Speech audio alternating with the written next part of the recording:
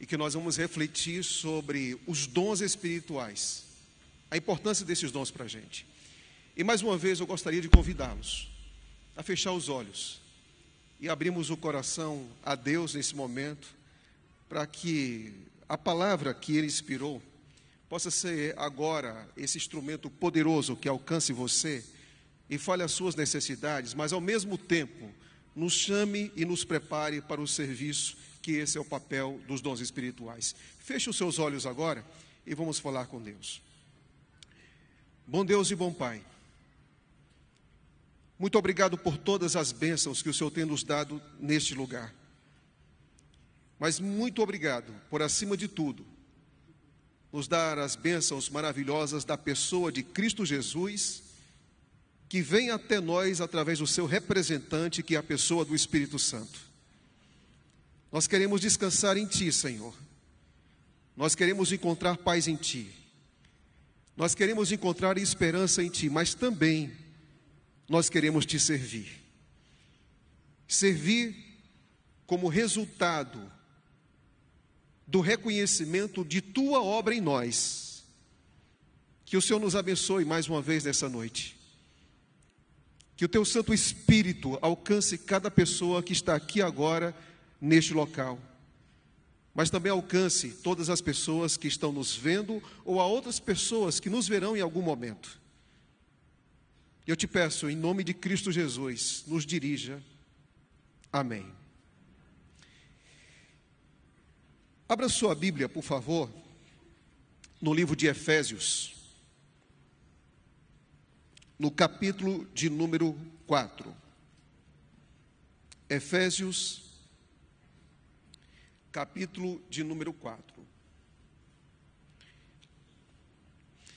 Quando você vai para a Bíblia, você vai encontrar pelo menos 3 capítulos da Bíblia que vão falar sobre dons espirituais. 3 capítulos. 1 Coríntios 12, Romanos 12, Efésios 4. E eu quero ler agora, primeiro Efésios 4, mas também há um outro capítulo da Bíblia que fala dos dons espirituais, que está em Mateus capítulo número 25. Mas por enquanto vamos refletir no que o texto diz em Efésios capítulo número 4 e versículo de número 11. Efésios 4:11. E Ele mesmo concedeu uns para apóstolos, outros para profetas, outros para evangelistas e outros para pastores e mestres, com vista ao aperfeiçoamento dos santos, para o desempenho do seu serviço e para a edificação do corpo de Cristo. Nós estamos aqui em um ambiente universitário. E quando nós somos bastante jovens, nós temos a sensação de que o tempo ele nunca vai passar para a gente. A gente pensa que no momento, os dias que se acumulam nunca vão fazer diferença no nosso rosto. A gente tem uma sensação de que parece que nós somos eternos. Mas eu quero que você pense comigo agora, daqui a algumas décadas, vamos avançar um pouco no tempo, se Cristo não voltar, algumas décadas à frente. Imagine que você esteja agora, talvez com a foto que você tirou aqui da formatura, ou vai tirar, um pouco diferente daquela que você postou nas redes sociais. Eu nem sei dizer o que serão as redes sociais daqui a algumas décadas. Mas você vai comparar. E aí, de repente, você está com a sua família. Ali estão os seus filhos e os seus netos. E você está completando aproximadamente 80 anos de vida. E esse é um momento muito especial. Você carrega ali no seu rosto as marcas do tempo, da gratidão, as histórias, os diplomas nas paredes. E de repente você, em meio àqueles aplausos, aquelas emoções, bolo, crianças, lágrimas de gratidão, de repente você começa a pensar naquele momento, o que foi a sua vida, por onde você passou, as pessoas que você conheceu, a profissão que você exerceu, as pessoas que você teve contato ao longo de décadas, o que você poderia, naquele momento, dizer para os seus netos? O que você iria falar para eles? A pergunta é, qual é o seu legado? Mário Sérgio Cortella tem um livro que diz, qual é a tua obra? O que você vai deixar? Quando as pessoas contemplarem o seu diploma, contemplarem as suas conquistas, contemplarem alguma espécie de recordação ou álbum, seja lá o que for, que mostre a sua trajetória, como você vai ser lembrado? Quais serão as marcas que ficarão na vida das pessoas? Qual é a história que você está construindo hoje, para deixar um legado para a sua família, para os seus netos, para os seus filhos, para essa igreja, para a sociedade que você serviu, para essa igreja que você um dia abraçou? A pergunta é, como você será visto daqui a algumas décadas? Aí você pergunta, pastor, o que isso tem a ver com dons espirituais? Tudo. Quando nós vamos para a Bíblia, nós vamos perceber algo bem interessante. Em Mateus 25, Jesus conta algumas parábolas. Entre elas, conta a parábola dos talentos. E é interessante que ali, Mateus não está preocupado em dizer os tipos de talentos. Ele não está falando ali sobre ser pastor, evangelista, pregador, administrador. Ele não está falando disso. Ele está falando do uso que nós estamos fazendo dos talentos, das oportunidades, das habilidades que nós temos. Então significa, em primeiro lugar, uma coisa. Todos nós temos talentos. Todos nós temos habilidades. Todos nós temos qualidades que devem ser aplicadas no reino de Deus. Todos nós. E alguns, é verdade, tem um pouco mais, outro tem um pouco menos, mas uma coisa é certa, ninguém está no reino sem nada. Então Jesus Cristo, ao longo da parábola, ele vai dizendo o seguinte, olha, eu vou e vou voltar. E o talento que você tem, que eu dou para você, um dia você vai prestar contas disso. Nós aguardamos Jesus Cristo voltar. Essa igreja vive 24 horas para ter um encontro com o nosso Senhor. Nós estamos pregando, nós entregamos nossa saúde, nosso tempo, nossos talentos, nossos recursos, não por algo vago, não por algo sem sentido. A gente coloca nosso sangue, nossas lágrimas em uma causa, porque nós não estamos esperando um evento, nós estamos esperando uma pessoa que um dia vai rasgar esse céu e vai vir em glória, poder e majestade. Mas ele diz para você, eu te dei algo. O que você está fazendo com isso? Hoje nós vivemos uma espécie de evangelho que o que importa é o quanto eu estou recebendo. Quem é o pregador? Qual é o tipo de música? Vai ter telão? Tem qualidade? Vai chamar a atenção? E às vezes podemos pensar que a adoração é um show. E que tudo tem que ser o mais acomodado para o cliente. E parece que nós vivemos em uma geração do consumo. Eu tenho que consumir, eu tenho que dar nota, eu tenho que dizer o que eu gostei, o que não gostei. Mas isso não é evangelho. O evangelho não ensina isso. O evangelho não está ensinando que eu sou um consumidor, um cliente que eu cruzo as pernas e vou enumerando as coisas que me agradam e desagradam. Não é isso que é o evangelho. O evangelho nos define como pessoas que têm algo para dar. E por que a gente dá algo? Porque nós recebemos. E todos nós recebemos algo. Isso significa dizer uma coisa. Desde que você nasceu com talentos, com habilidades, com qualidades que foi colocada em você pelo Criador, com o propósito para que um dia você descubra os seus talentos, descubra os seus dons e possa servir o seu Criador. Então isso quer dizer que Cristo, ele coloca serviço, legado, identidade e entrega no contexto da sua volta. Então isso quer dizer o quê, pastor? Bom, isso quer dizer que você não serve a Deus até a jubilação ou aposentadoria. Você não serve a Deus dizendo, aqui é o limite. Não. Enquanto houver vida, você tem que servir ao seu Senhor. Enquanto houver vida, você tem que aproveitar suas oportunidades para se entregar mais a Ele. Por quê? Porque você recebeu talentos. E eu gosto muito desse pensamento de Boscaglia, que ele diz, seu talento é um dom de Deus para você. O que você faz com ele é o seu dom de volta para Deus. Você sabe que Deus deu algo para você? Utilize isso. Utilize com entrega, com paixão, com gratidão, com conhecimento, com habilidade. Mas entregue tudo o que você tem e Deus será capaz de multiplicar o que você tem para que o reino possa ser expandido e mais pessoas sejam alcançadas para o reino através de você. Equívoco enorme que nós cometemos. Qual é o equívoco? É que nós temos dons em 1 Coríntios 12, temos dons em Romanos 12, temos dons em Efésios 4 e reduzimos tudo praticamente ao pastor. Às vezes pensamos que é só o pastor que tem o dom, é só o pastor que tem missão, é só o pastor que tem que ter entrega, é só o pastor que tem que ter sacrifício. E não é bem assim. Quando nós olhamos para essa realidade, Jesus Cristo diz, vocês têm que sair. E olha o desafio que ele deu.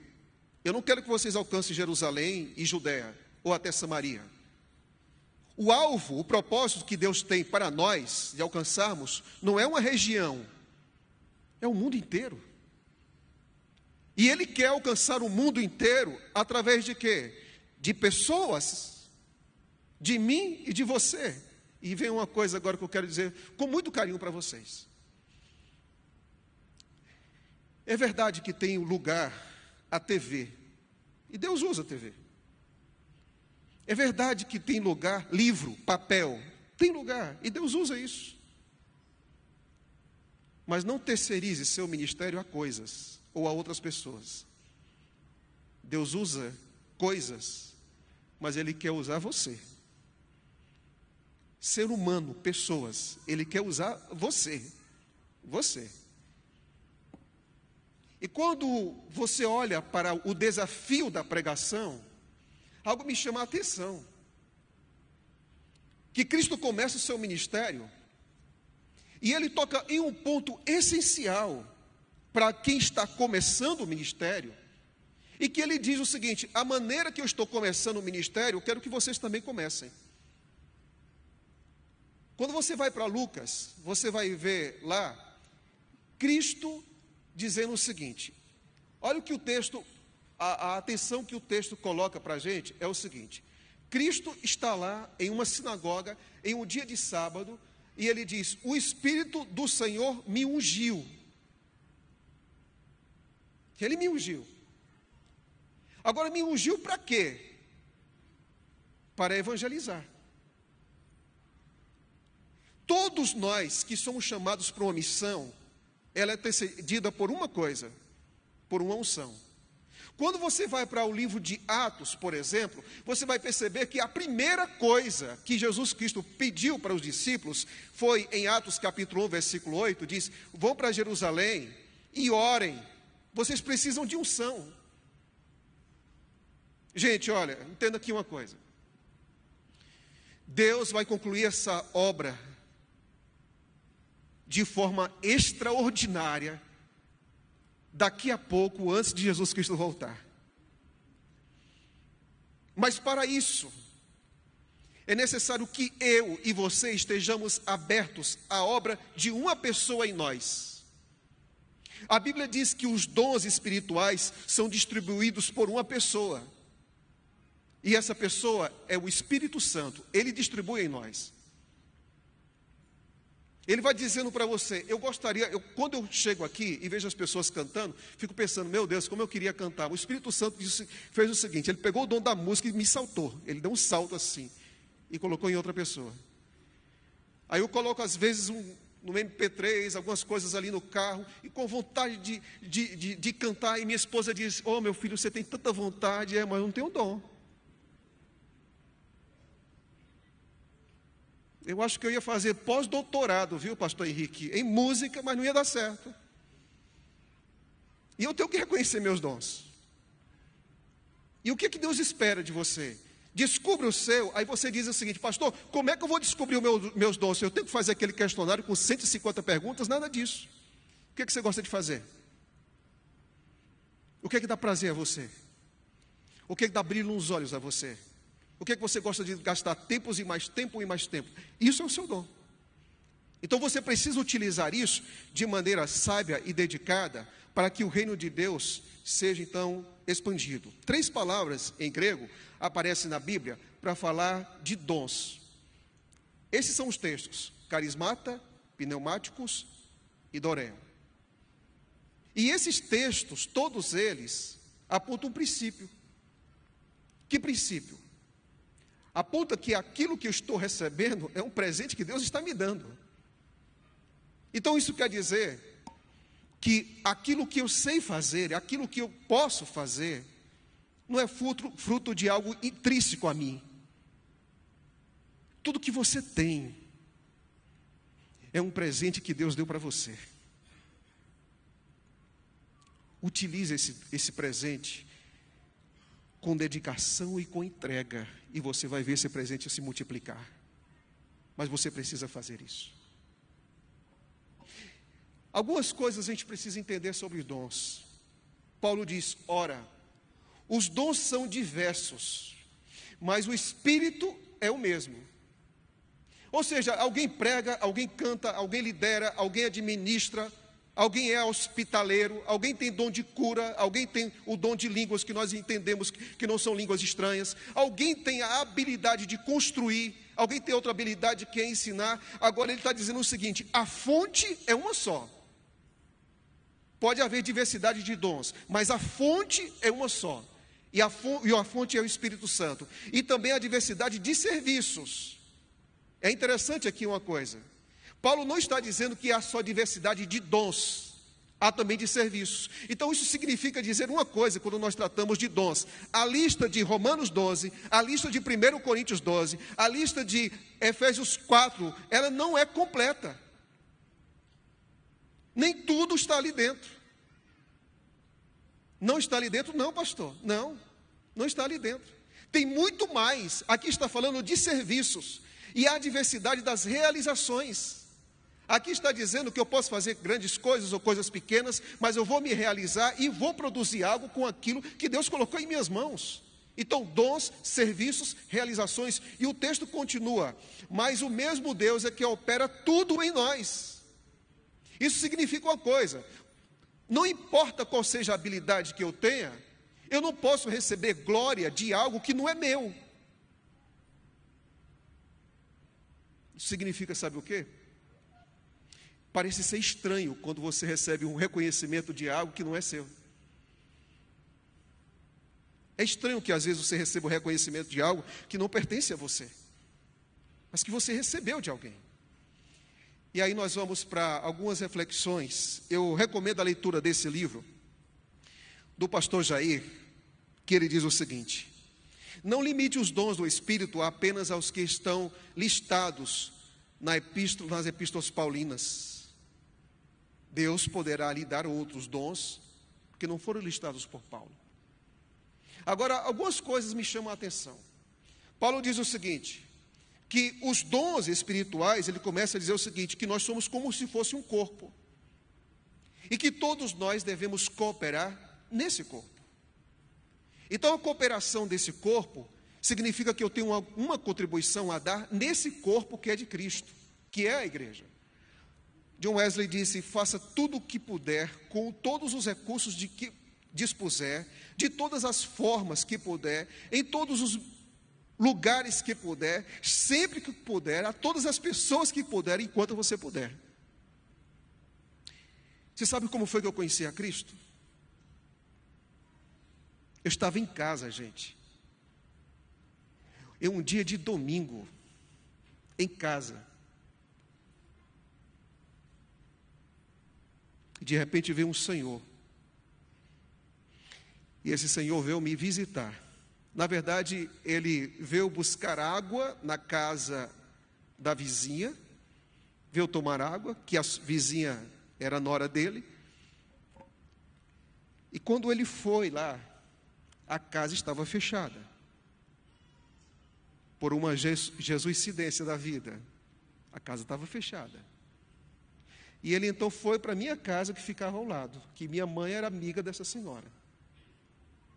E você sabe o que aconteceu?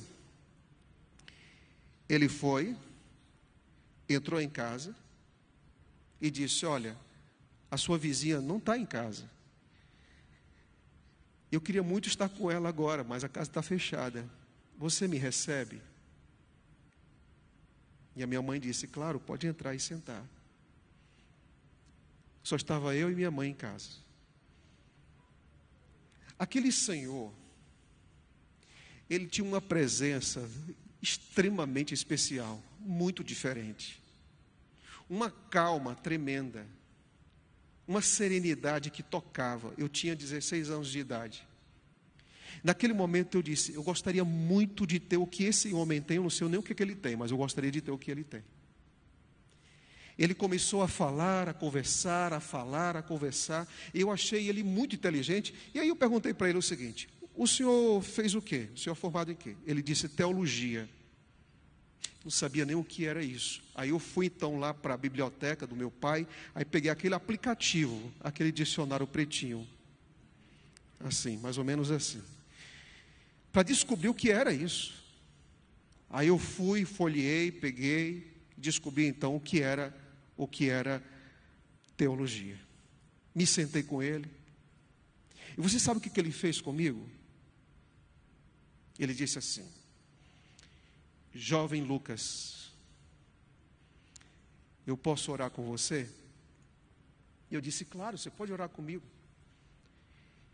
E ele disse assim para mim: eu quero orar com você agora, mas antes de orar com você, eu quero ler um texto da Bíblia. Abra comigo o texto que ele leu para mim. 1 João.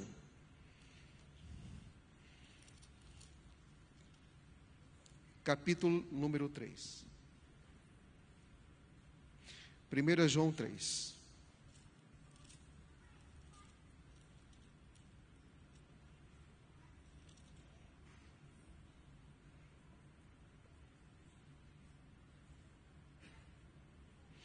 E versículo de número 3. Olha o que ele diz. João 3, 3. João 3, 3. Ele disse: Lucas, antes de orar, eu quero ler esse texto com você.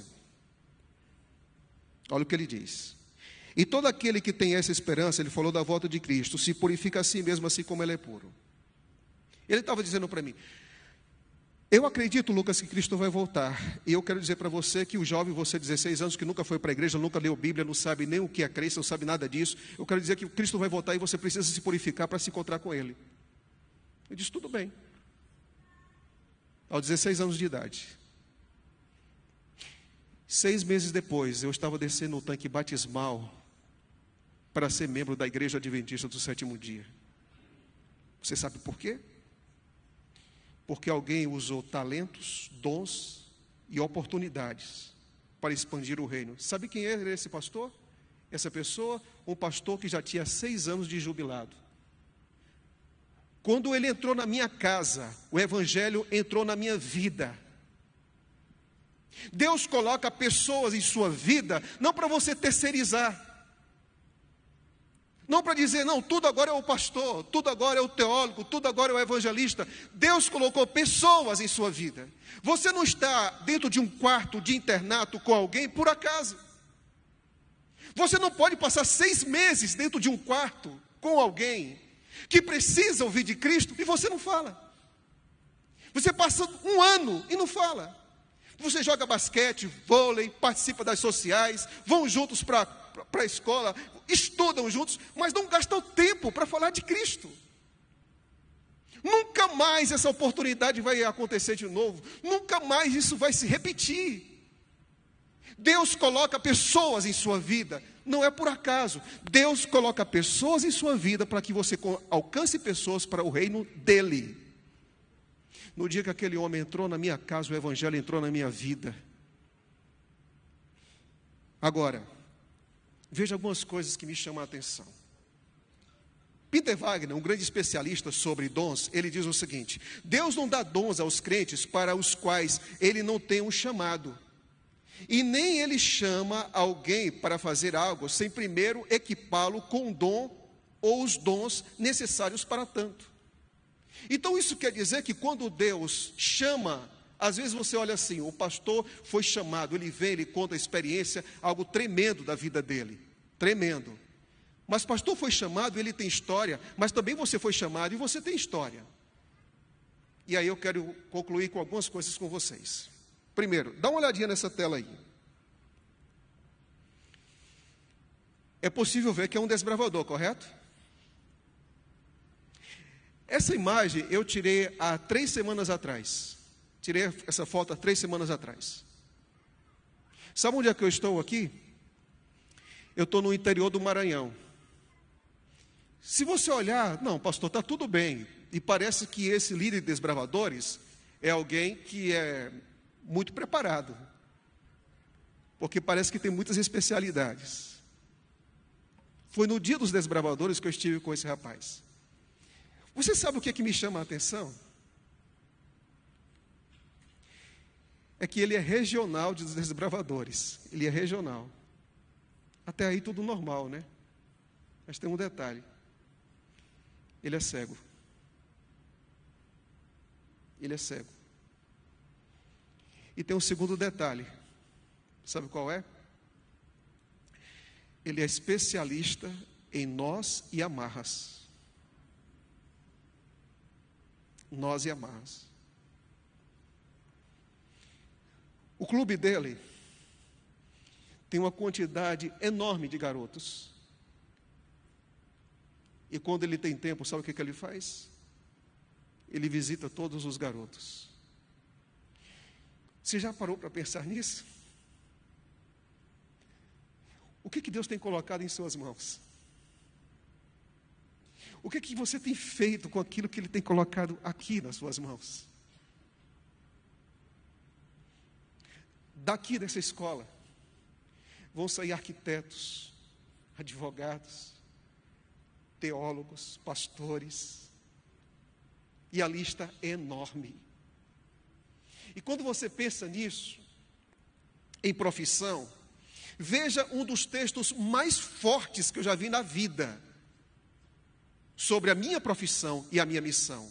Veja o que diz: quando homens de negócios, fazendeiros, mecânicos, comerciantes, advogados, e a lista segue, tornam-se membros da igreja, passam a ser servos de Cristo.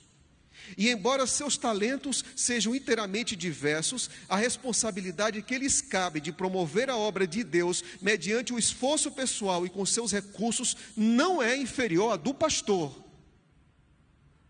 Não é inferior à do pastor? Não. O que você vai fazer no resto da sua vida?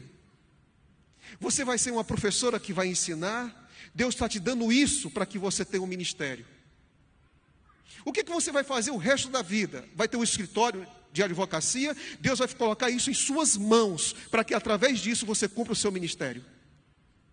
Você vai ser enfermeiro, vai ser médico?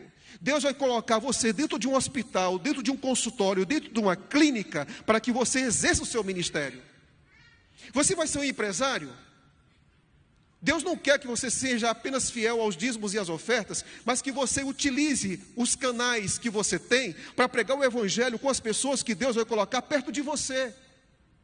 Então entenda uma coisa, profissão, gente, profissão, não é somente para a realização, não é também para a nossa manutenção.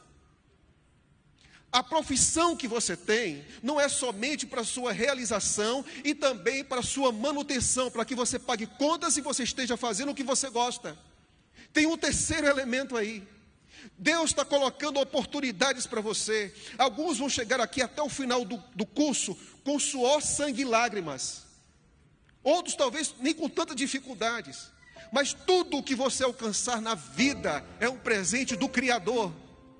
A gente não pode, fazer o que nós fazíamos antes, quando o vestibular era feito, o Enem era feito no dia de sábado. E o que acontecia? A gente via os nossos jovens confinados em uma sala, e lá o que eles faziam? Eles oravam, eles jejuavam, eles faziam culto, eles cantavam, para depois fazer então uma prova.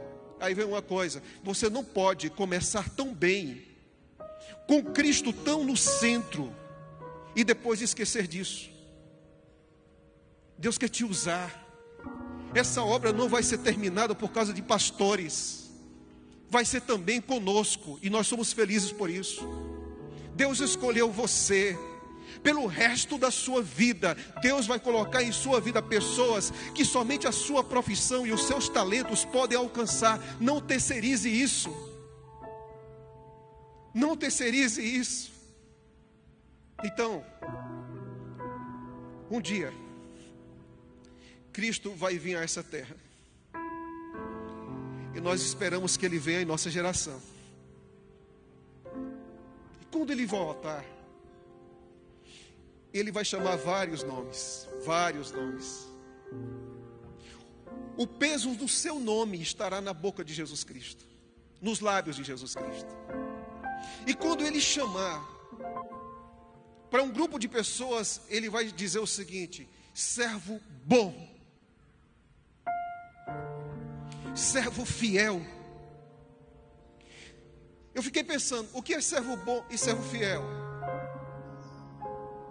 Servo bom e servo fiel é alguém que percebeu que na trajetória da sua vida, portas foram abertas por causa de Cristo, bênçãos foram alcançadas por causa de Cristo. O diploma na parede, a graduação, a pós-graduação, o doutorado é por causa de Cristo. Os dias difíceis que você passou aqui e você superou, foi por causa de Cristo. E você quer viver uma vida de entrega?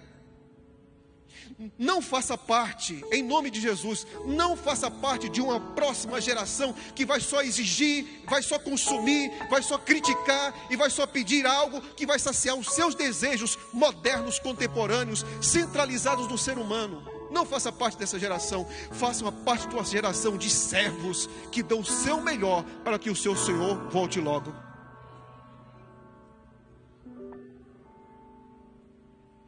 A sua profissão e os seus talentos foram dados pelo Criador. E faça o melhor uso que você puder.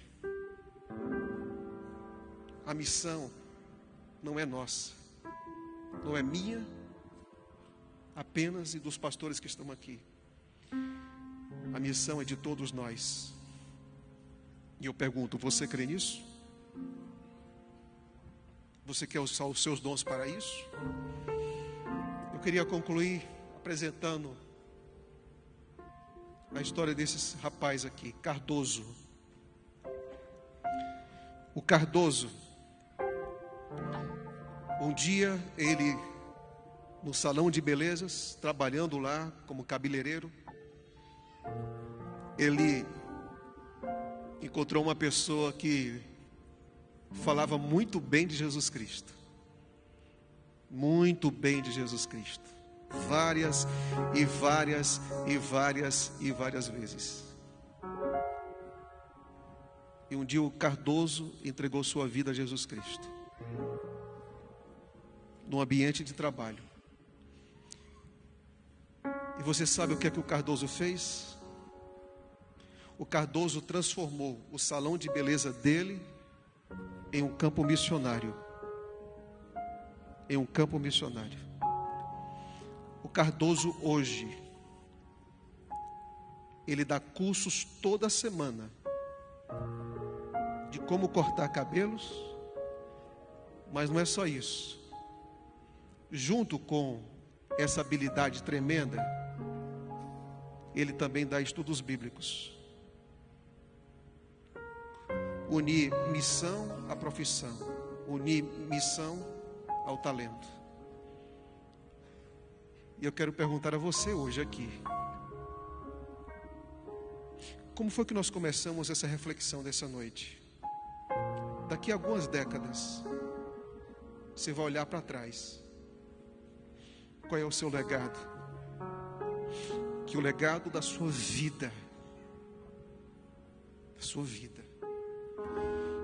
seja um legado de serviço e seja um legado de entrega.